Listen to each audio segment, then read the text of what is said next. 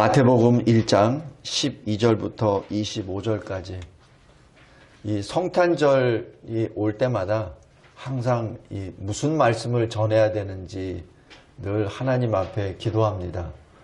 왜냐하면 내용은 똑같은 내용입니다. 근데 똑같게 또 말할 수도 없고 그러나 거기에는 분명히 하나님의 뜻이 있을 텐데, 그래서 오늘 본문에서는 기본적인 이 내용의 뜻 하나를 마지막 결론 부분에 포함을 시키겠습니다. 예레미야 23장 5절에 보라, 때가 이르리니 내가 다윗에게 한 의로운 가지를 일으킬 것이라 라고 예언하십니다. 예레미야 선지자는 눈물의 선지자입니다. 예루살렘이 멸망하고 바벨론에 의하여 모든 것이 다 멸망한다는 것을 예언했던 하나님의 사람입니다. 자기 백성이 포로로 끌려간 것을 예언해왔던 사람이요, 그 말을 전했지만 그 누구도 듣지 아니했고 그 왕까지도 그것을 조롱하며 하나님의 말씀을 멸시하였던 그 세상에 예레미야가 눈물을 흘리며 하나님의 말씀을 전했던 그 심정을 과거에는 잘 몰랐는데 요즘 제가 조금 느낍니다. 근데 그 예레미야의 선지자의 입에 놀라운 소망의 말씀을 주십니다. 그것이 예레미야 23장 5절 말씀입니다.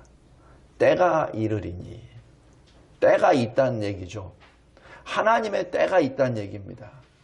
예레미야야, 네가 그렇게 눈물을 흘리며 너의 그 백성과 민족으로부터 반역자라는 소리를 듣고 죽음의 그 터널 속에 몇 번이고 끌려 들어가고 너를 죽이기 위해서 우물에다 던져버리고 너를 죽이려고 했던 그 많은 사람들의 그 시퍼런 눈이 있는 가운데 너의 눈물은 하염없이 흐르며 내가 너에게 입에 넣어준 그 말씀을 신실하게 전해준 내 종 예레미야야, 너에게 소망의 말씀을 주노라 하시면서 하신 말씀입니다. 내가 다윗에게 한 의로운 가지를 일으킬 것이라. 바로 다윗의 지금 왕좌가, 보좌가 이제 완전히 바벨론의 그 발에 짓밟힐 텐데 다시 내가 세우리라 라는 약속의 말씀입니다. 소망의 말씀이죠. 성도 여러분, 도대체 일어날 가망성도 없고 그리고 낙심과 좌절 가운데 있었던 사람에게 너 이제 때가 되면은 다시 일어날 거야. 다시 너에게 새로운 힘으로 네가 이 나라를 다시 일으킬 거야 라는 그 말을 들었을 때 얼마나 기쁘겠습니까? 지금 예레미야 선지자에게 눈물의 그 말씀만 받다가 소망의 말씀을 받은 것이 바로 예수 그리스도 이 세상에 오신다는 말씀입니다. 가장 슬픈 선지자에게 가장 기쁜 소식을 전해 주십니다. 이사야 선지자도 마찬가지입니다. 물론 예루살렘이 멸망하기 100년 전의 사람이지만 그 이사야 선지자에게 주신 말씀은 7장 14절에 보라, 처녀가 잉태하여 아들을 낳을 것이요 그의 이름을 임마누엘이라 하리라 라는 그 말씀을 주십니다. 예루살렘이 멸망하기 100년 전 이사야 선지자가 받은 하나님의 말씀입니다. 이 말씀이 실현됩니다. 이 말씀이 실현됩니다. 대략 한 600년에서 700년 그 사이에 예언됐던 이 말씀이 그대로 실현됩니다. 그것이 예수 베들레헴에서 탄생하신 그 역사입니다. 첫 번째로 예수는 성령으로 잉태되셨습니다. 구주께서 다윗의 계보를 통하여 인간의 역사 속으로 들어오셨습니다. 하나님의 선지자들을 통하여 여러 부분과 여러 모양으로 하신 그 말씀의 성취입니다. 히브리서 1장 1절 말씀입니다. 다윗의 자손 요셉은 의로운 사람이라고 하나님이 평가하십니다. 그래서 자기와 결혼하기 전에 이미 잉태했다는 그 사실을 알고 원래 율법에 의하면 돌로 쳐서 죽여야 됩니다. 그러나 이 요셉은 의로운 사람이라 조용히 자기와 약혼한 이 마리아를 자기 집으로 돌려보내고자 하였습니다. 이 모든 것을 아시는 하나님께서 사자를 보내시사 꿈속에서 이 요셉에게 말씀하십니다. 그에게 잉태된 자는 성령으로 된 것이라. 여기에 마리아가 순종했듯이 요셉도 같이 순종합니다. 왜요? 무슨 근거로요? 안 따집니다. 하나님이 주신 그 말씀에 따라 그저 아멘 받습니다. 성도 여러분, 이것이 믿는 자의 본입니다. 마리아와 요셉은 이 시대를 사는 많은 그리스도인들에게 선한 본이 되었습니다.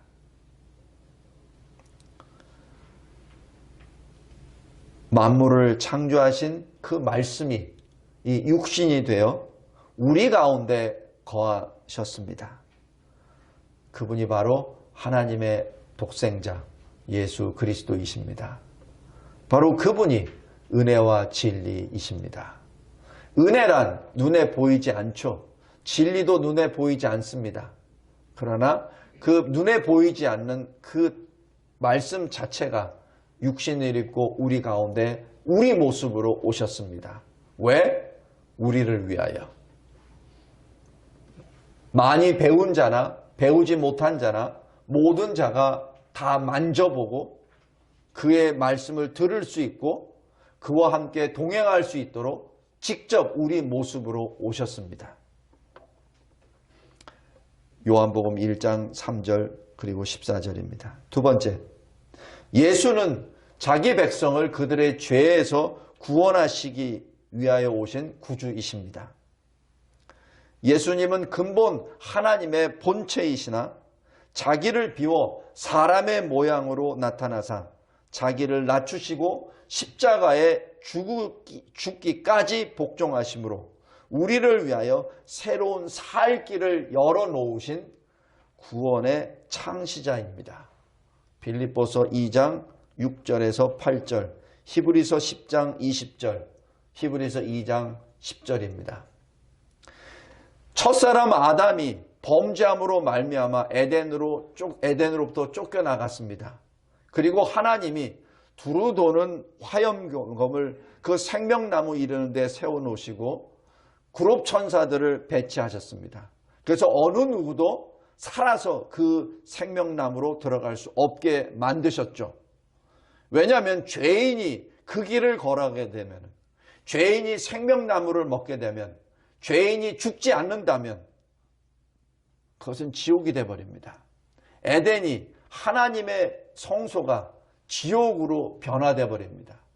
그래서 어느 누구도 생명나무로 들어가는 것을 막으셨습니다. 하나님의 역사입니다. 근데 그 길을 주님이 열어놓으셨죠. 그 길을 주님이 열어놓으셨습니다. 그것이 예수님이 십자가에 달려 죽으시는 그 순간 성소에 있는 휘장이 위에서 아래로 나눠졌다라고 말하고 그 나눠진 휘장을 통해서 지성소 안에 있는 언약궤, 하나님의 임재하심을 상징하는 그곳이 열린 것이죠.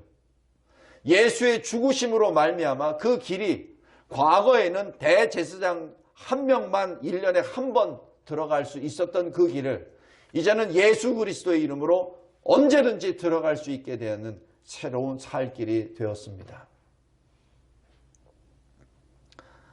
무엇입니까? 새로운 살 길을 어떻게 열어주셨죠? 예수께서 친히 십자가에 달려 죽으심으로 열어놓으신 겁니다. 하나님이신 주님이 왜 죽어야만 합니까? 죽으실 필요 없죠.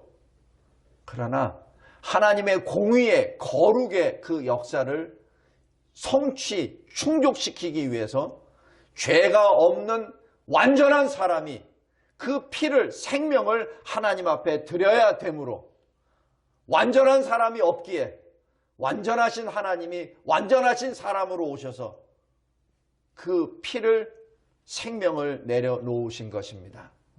그것이 십자가의 죽으심입니다. 어느 누구도, 어느 인간도 할 수 없는 일입니다. 그래서 자기 백성을 그들의 죄에서 구원하시기 위하여 목숨을 버리시는 선한 목자이십니다. 요한복음 10장 15절 14절입니다. 그런데 이 길을 주님이 단번에 자기 생명을 제물로 드리셨습니다. 단번에 한 번으로 드리셨습니다. 재차 3차가 아닙니다. 딱 한 번입니다. 한 번에 드리심으로 많은 사람의 죄를 담당하시고 우리에게 거룩함을 주시려고 세상 끝에 나타나시는 그리스도이십니다. 세상 끝이라고 얘기하는 것은 바로 종말입니다. 예수님이 처음 2000년 전에 오실 때 그때 종말은 시작되었습니다. 그리고 언제 그 종말이 끝나냐면 예수님이 다시 오실 때 그때 종말이 끝납니다. 지금은 바로 우리가 종말의 시대에 살고 있습니다. 여기서 많은 사람의 죄를 담당하신다고 했습니다. 모든 사람의 죄를 담당하는 것이 아니라 많은 사람의 죄를 담당하신다고 했습니다. 그 많은 사람은 예수를 구주로 고백하는 믿는 자들을 의미합니다. 또 예수님은 하나님과 사람 사이의 유일한 중보자로 부르심은 입은 자, 바로 저와 여러분입니다. 하나님으로부터 구원을 받으라 라고 부르심을 입은 자, 그리스도인들에게 영원한 기업의 약속을 얻게 하시는 새 언약의 중보자이십니다. 디모데전서 2장 5절, 히브리서 9장 15절입니다. 그래서 주님이 요한복음 14장 6절에 하신 말씀, 내가 곧 그 길이요 그 진리요 그 생명이니라. 거기서 정관사 그가 붙는 것이 굉장히 중요합니다. 그 길이라는 얘기는 다른 길이 없다는 얘기입니다. 하나님이 정하신 유일한 길, 배타적입니다. 오직 유일성입니다. 그 진리, 유일한 진리입니다. 그 생명, 유일한 생명입니다. 예수로 말미암지 않고는 하나님 아버지께로 올 자가 없느니라. 성도 여러분, 이 시대는 참으로 절대 진리를 부정하는 악한 시대입니다. 과거 소돔성에 있었던 사람들이 우리를 보고 참으로 우리보다 훨씬 심하네라고 혀를 찰 겁니다. 예수님이 하신 말씀, 바로 유일성인 그 진리를 늘 마음에 새기시기 바랍니다. 구원은 오직 예수 그리스도 한 분뿐입니다. 셋째로, 예수는 구원하시는 임마누엘이십니다. 임마누엘은 뜻은 하나님이 우리와 함께 하시다라는 그 뜻입니다.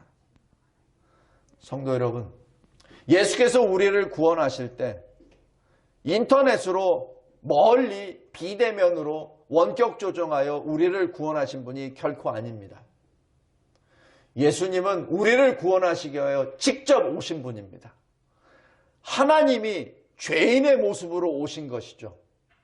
죄인의 모습은 어떤 모습입니까?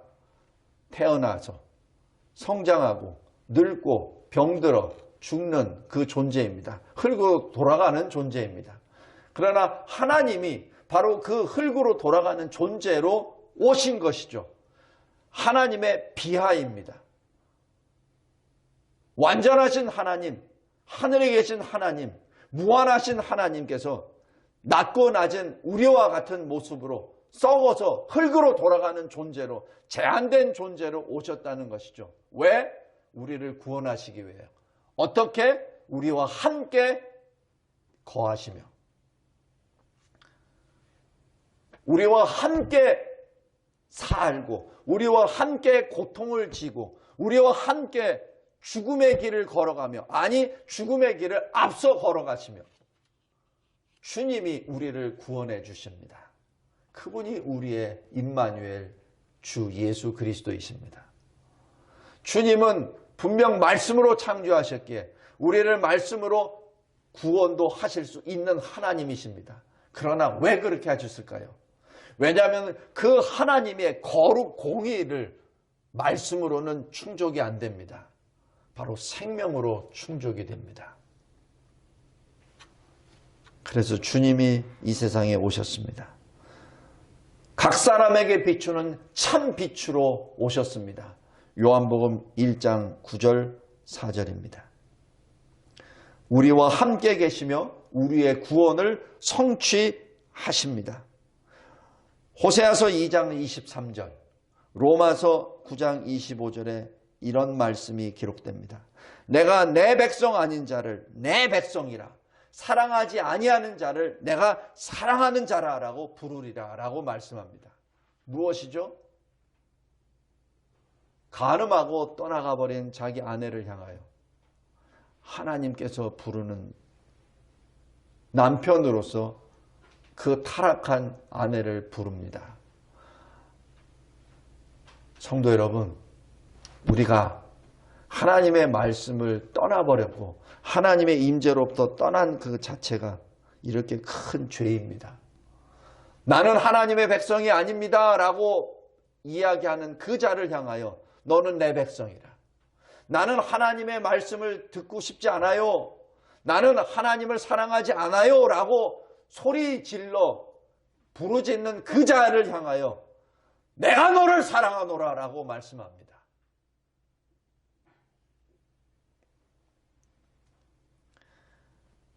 그렇게 주님이 우리의 구원을 성취하십니다. 그런데 우리 피조물은, 하나님의 피조물은 세상이 주를 알지 못하고 자기 백성이 영접하지도 않았습니다.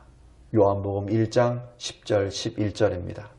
그래서 그들이 마음속에 하나님을 두기를 원하지 않습니다. 그러니까 매일매일 하나님의 말씀에 위반하죠. 거부하죠. 하나님을 자꾸자꾸 멀리 떠나죠. 하나님만 무슨 얘기만 나오면 피해버립니다. 하나님 말씀만 나오면 눈을 감아버립니다. 하나님의 말씀만 나오면 귀를 닫아버립니다. 안 들어요. 보려고 하지도 않습니다. 자버립니다.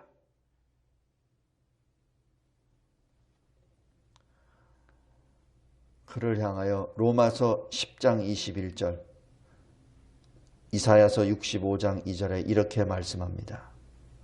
순종하지 아니하고 거슬러 말하는 백성에게 내가 종일 내 손을 벌렸노라.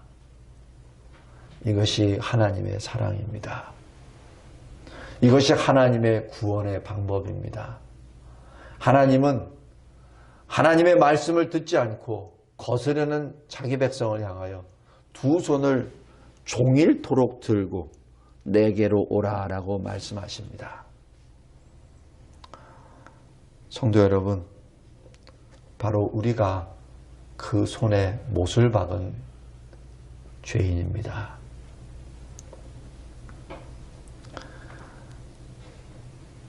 요한복음 1장 12절에 이렇게 말씀하십니다.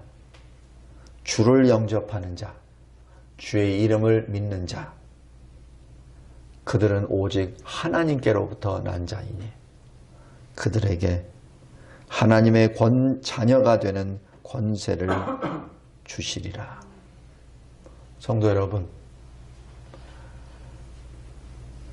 마지막 말씀을 맺겠습니다. 하나님은 우리가 믿든 안 믿든 하나님이십니다. 우리가 믿든 안 믿든 하나님은 하나님의 때에 심판하십니다. 그리고 그 심판 이전에 하나님의 구원의 역사가 일어납니다. 그것이 믿음의 역사입니다. 고린도후서 6장에 나와 있는 것처럼 그래서 지금 이때가 지금이 은혜 받을 때요. 지금이 구원의 날이라 라고 말씀하는 내용입니다. 지금이 우리가 구원을 받을 때입니다. 우리의 개인적인 종말, 우리 개인의 죽음 이후에는 우리는 구원받을 길이 없습니다. 우주적인 종말, 예수 재림 이후에 우리는 구원받을 길이 없습니다. 마치 노아의 홍수, 그 방주의 문이 닫힌 이후에는 그 누구도 그 방주 안에 들어갈 수 없습니다. 방주 문이 열렸을 때 들어가야 합니다. 예수가 재림하시기 전에 믿어야 합니다. 우리가 죽기 전에 믿어야 합니다. 죽은 다음에는 아무 소용이 없어요. 죽기 전에 믿어야 합니다. 성도 여러분, 그래서 마태복음 18장 20절에 예수님이 하신 말씀, 두세 사람이 내 이름으로 모이는 곳에 내가 함께하리라. 성도 여러분, 이 말씀에 다시 한번 이 마지막 때 이 코로나19로 인하여 교회가 쇠락해져 가고 교회가 정부에 의해서 강제로 폐쇄되고 교회가 정부로부터 예배 드리는 것까지 간섭을 받아야 되고 하는 이 악한 이때 주님이 하시는 말씀, 두세 사람이라도 모이라. 그러면 그곳에 내가 교회를 세우리라. 성도 여러분, 교회는 100명, 1000명이 모여서 교회가 이루어지는 것이 아닙니다. 두세 사람이 모였을 때 그곳이 주의 이름을 부르는 곳이 바로 교회입니다. 성도 여러분, 하나님의 때가 있습니다. 하나님의 때가 있습니다. 하나님의 때가 이르기 전에 구원을 받기 바랍니다. 하나님의 때가 이르기 전에 하나님의 손에 붙잡힌 그릇이 되기를 바랍니다. 하나님의 때가 이르기 전에 하나님의 손에 붙잡힌 그릇이 되어 그 복음을 증거하며 하나님을 위하여 사는 저와 여러분이 되기를 바랍니다. 그리고 이 시대를 맞이하며 꼭 이사야서 43장 말씀을 인용하고 여러분에게 위로를 주고 격려를 줍니다. 주님이 하신 말씀입니다. 내가 너를 지었노라. 내가 너를 구속하였노라. 나는 너를 지으신 창조주 하나님이니라. 두려워하지 말라. 코로나를 두려워하지 말라. 이 세상에 불법한 자들을 두려워하지 말라. 이 세상에 거짓말하는 자들을 두려워하지 말라. 이 세상에 교회의 문을 닫으려고 하는 자들을 두려워하지 말라. 내가 너와 함께하리라. 이 세상에 주님이 오실 때 함께 하시기 위하여 오신 임마누엘 주님이 말씀하십니다. 내가 너와 함께하리라. 네가 물속으로 지나가느냐? 내가 너와 함께하리라. 네가 불 속으로 들어가느냐? 내가 너와 함께하리라. 어느 물도 어느 불도 너를 침몰시키지도 못하고 너를 그슬리지도 못하게 하리라. 내가 너와 함께하리라. 왜냐하면 내 이름으로 불려지는 모든 자, 곧 내가 내 영광을 위하여 창조한 자를 내가 오게 하리라. 하나님이 하신 말씀입니다. 두려워하지 마십시오. 이 악한 시대에 코로나라는 이름으로 빌미로 해서 교회 나가지 마. 교회 나가면은 병에 걸려. 성도 여러분, 그 거짓말에 넘어가지 마십시오. 만약에 교회 나와서 코로나에 걸린다면 이 세상 어디 가도 다 걸립니다. 그런데 왜 다른 데는 다 가면서 교회는 안 나옵니까? 모순이잖아요. 왜 그 모순된 그 말에 왜 넘어갑니까? 하나님의 때가 정해져 있습니다. 승리하시기 바랍니다. 이기는 자 되시기 바랍니다. 우리 주님은 2000년 전에 이 세상에 오셨습니다. 영원하신 하나님이 이 죄인의 썩어져가는 이 질그릇 같은 우리 모습으로 오셨습니다. 오셔서 우리를 구원하신 것이지 멀리서 이름을 부르면서 내가 너 구원한다, 내가 너 구원한다 라고 하시지 않았습니다. 복음은 싸구려가 아닙니다. 복음은 생명입니다. 우리 주님이 주님의 생명으로 우리 각자 한 사람 한 사람을 구원하셨습니다. 그리고 말씀하시죠. 나를 따르라. 나를 따르라. 그 말씀에 늘 감동이 있기 바랍니다. 우리 안에 계시는 주의 성령이 말할 수 없는 탄식으로 우리를 위하여 간구하심으로 하나님의 뜻이 어디에 있는지 이 코로나19라는 이 이상한 이 기운 앞에 하나님의 뜻이 무엇인지 잘 분별하기 바랍니다. 사람의 말에 세상의 소문에 넘어가지 말기 바랍니다. 거짓말에 자신의 영혼을 맡기지 말기 바랍니다. 하나님 말씀으로 돌아가기 바랍니다. 오늘은 성탄절 기쁜 날입니다. 기쁨으로 우리 주님 오신 그날을 기억하며 다시 승리의 깃발을 듭시다. 주님이 주시는 그 승리의 평강을 누리는 저와 여러분이 되시기를 예수 그리스도의 이름으로 기도합니다. 하나님 아버지 감사하고 감사합니다. 진정 메리 크리스마스입니다. 주님이 오셨기에 우리가 삽니다. 주님이 오셨기에 우리에게는 천국이 있습니다. 주님이 오셨기에 우리에는 능력이 있습니다. 주님이 오셨기에 우리에게는 기쁨이 있습니다. 주님이 오셨기에 우리는 하나님 앞에 모여 예배를 드립니다. 주님이 오셨기에 우리는 하나님을 찬양합니다. 요한계시록 7장 14장 그 기록되어 있는 4장 5장에 기록되어 있는 그 천상 예배에서 구원받은 모든 자들이 부르짖는 것은 우리의 구원은 하나님 보좌와 어린 양에게 있도다. 바로 우리 주 예수 그리스도의 십자가 역사로 인하여 우리가 구원받았음을 찬양합니다. 고백합니다. 성탄절을 맞이하여 우리를 위하여 우리 가운데 오신 하나님, 우리 주님, 임마누엘, 우리 예수 그리스도를 찬양합니다. 예수 그리스도의 이름으로 기도드리옵나이다. 아멘.